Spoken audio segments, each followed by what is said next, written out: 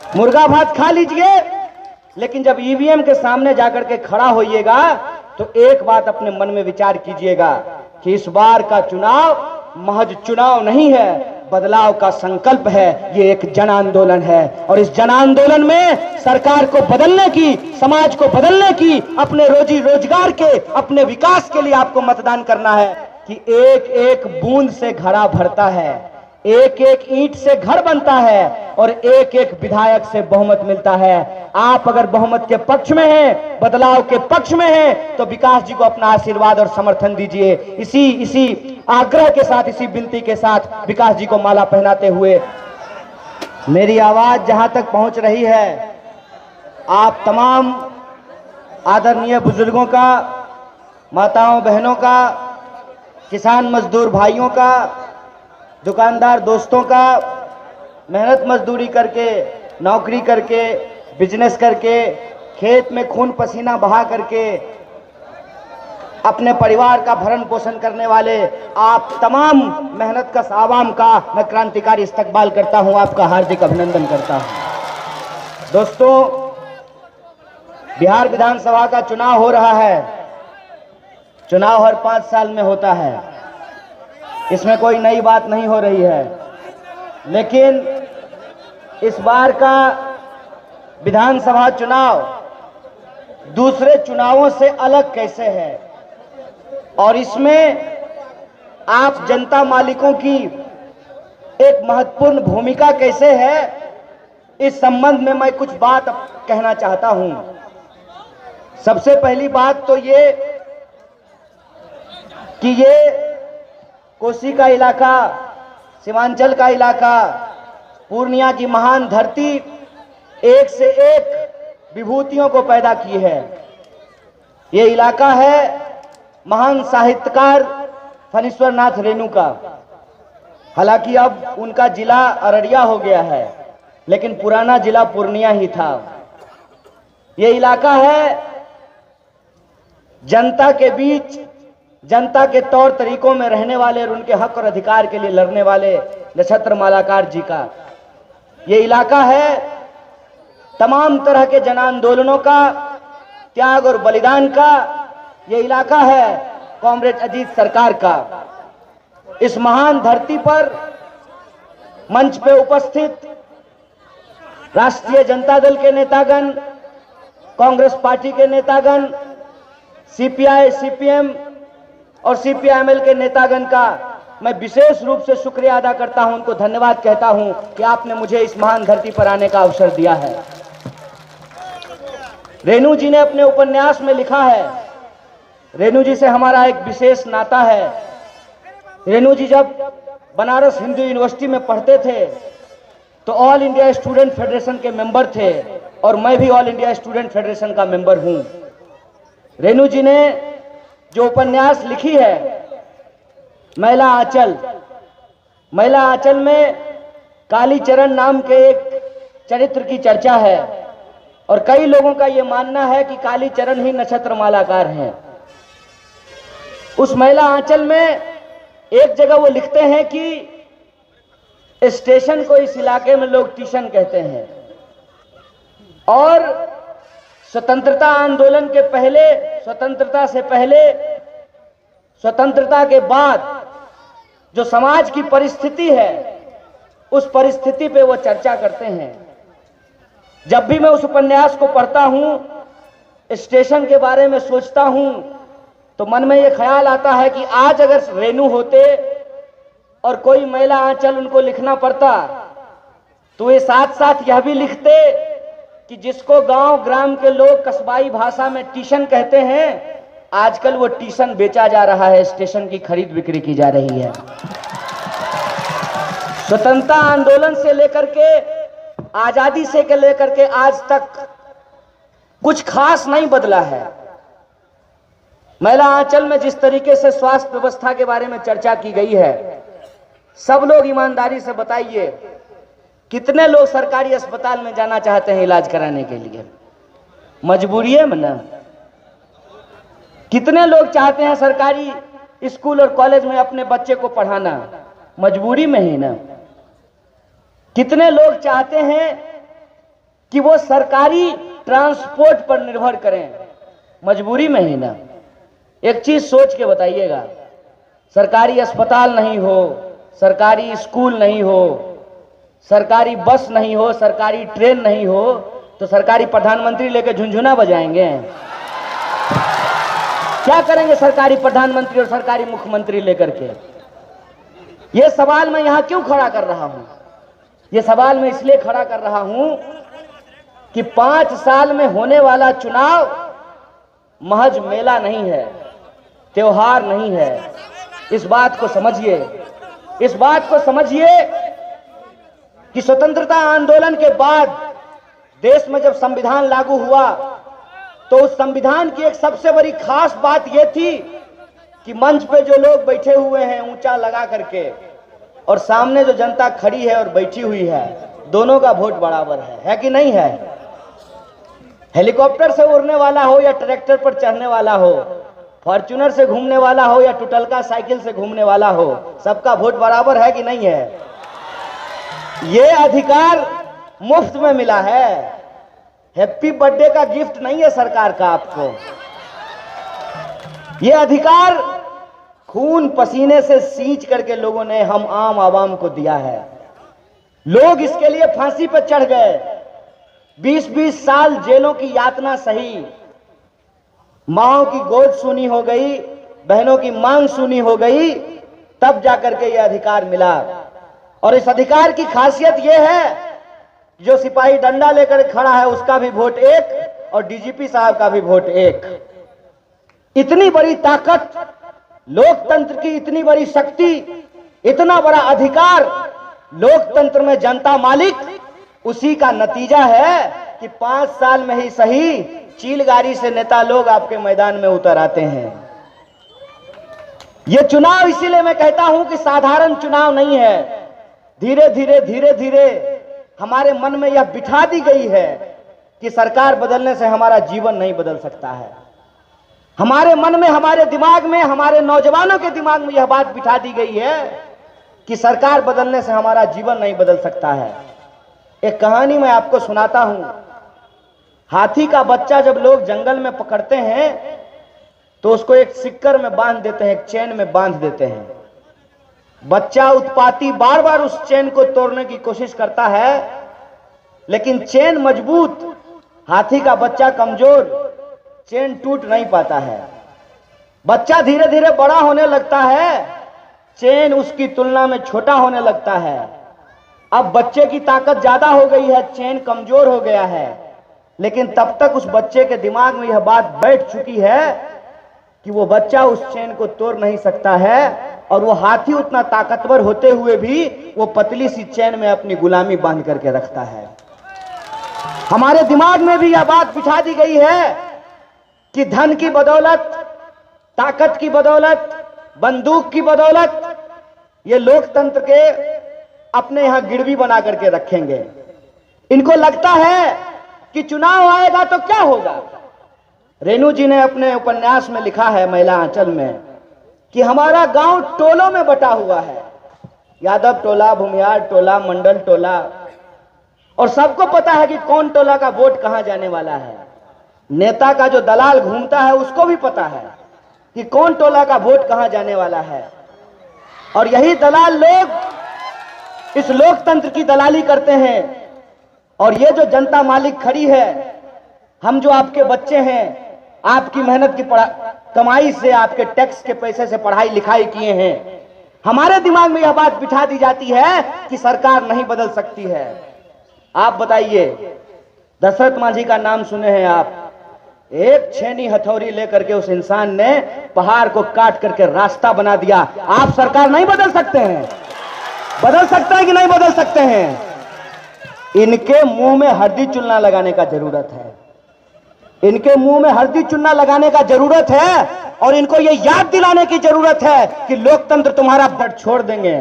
जलेगा कि नहीं जलेगा? इस सरकार को हम लोग 15 साल छोड़ दिए हैं, बताइए जल गया है कि नहीं जल गया है? इसको पलटना चाहिए कि नहीं पलटना चाहिए?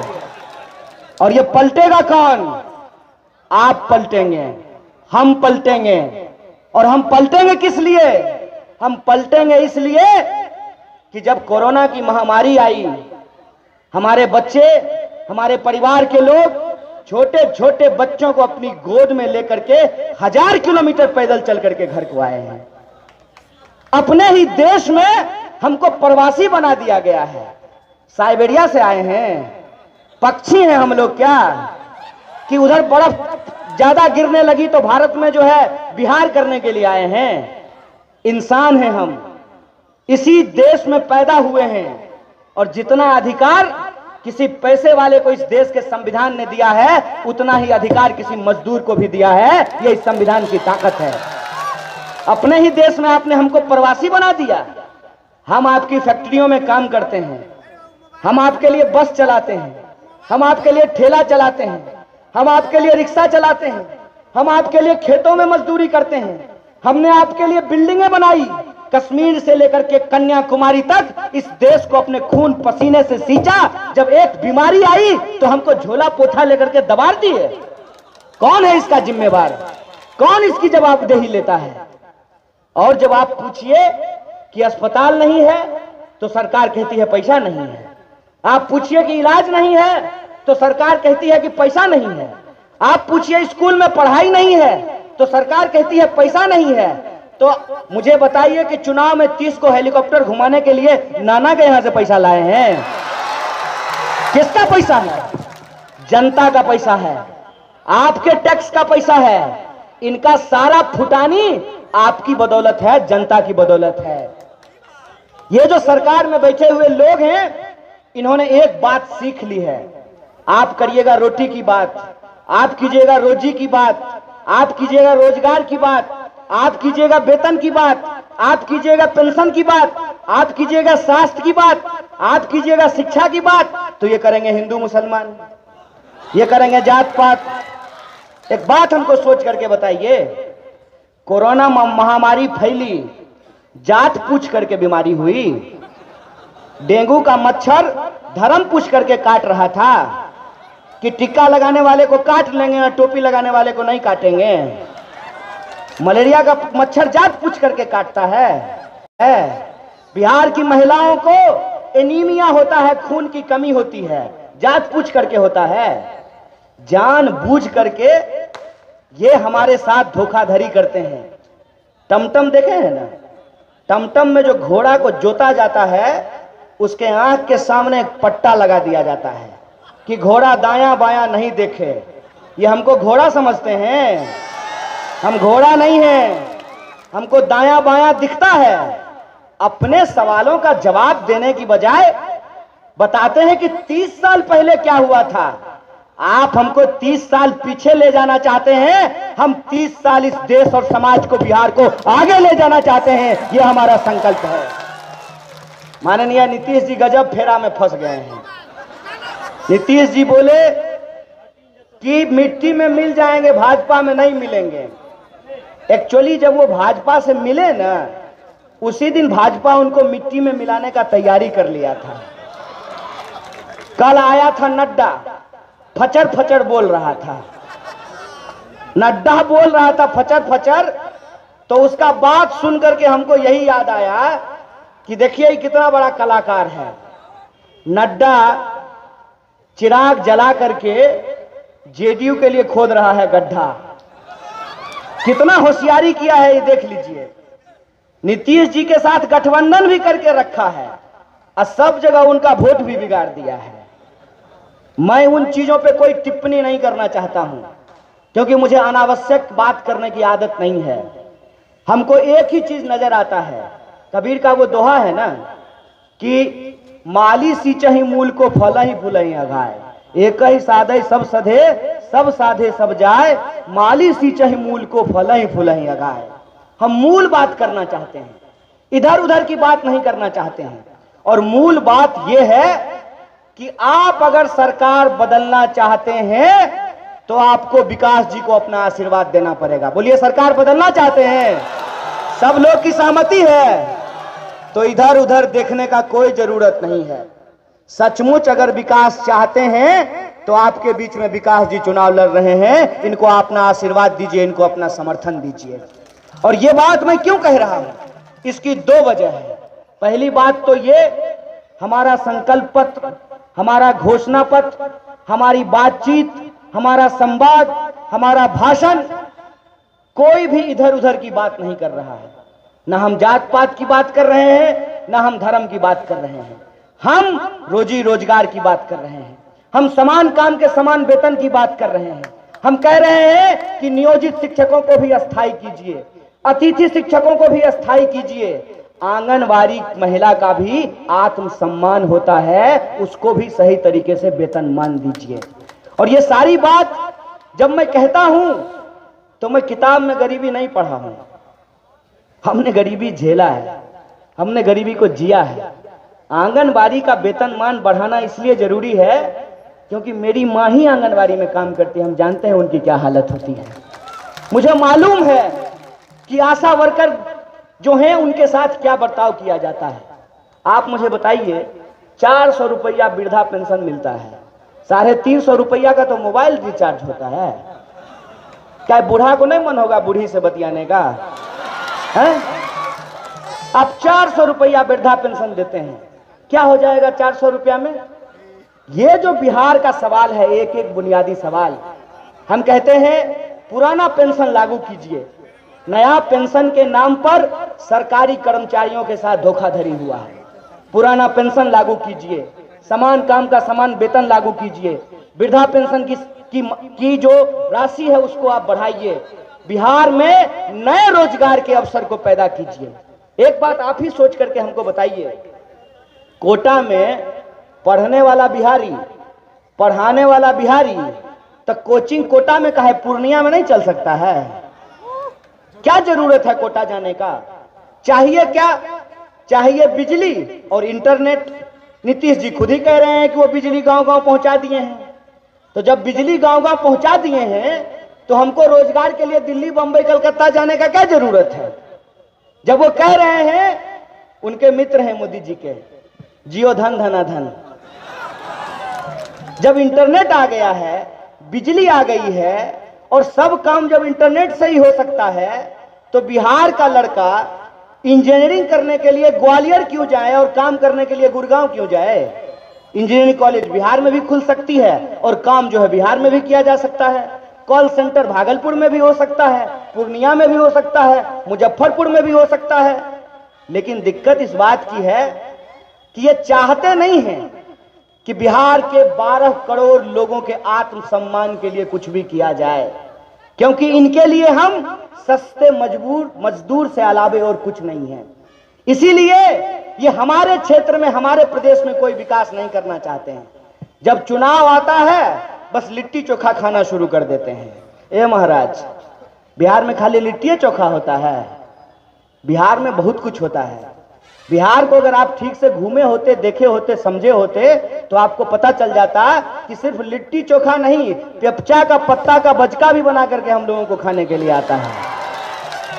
हर इलाके की अपनी एक खास चीज है। मुजफ्फरपुर में लीची भी उगाते हैं, हाजीपुर का केला भी होता है, नवगछिया में भी केला होता है।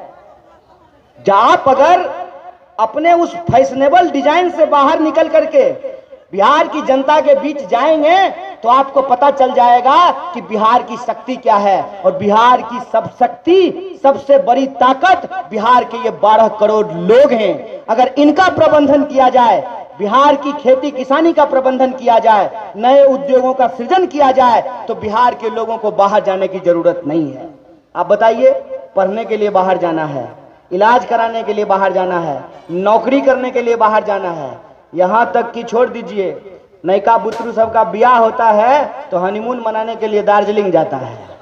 क्या जी, किसी शिमला वाले को, किसी बंबई वाले को पूर्णिया में कभी देखे हैं घूमते हुए? किसी सरदार जी को देखे हैं आपका धान काटते हुए? कोई बंगाल का लोग आकर के आपके दुकान में मेहनत कर रहा है, मजदूरी कर रहा है?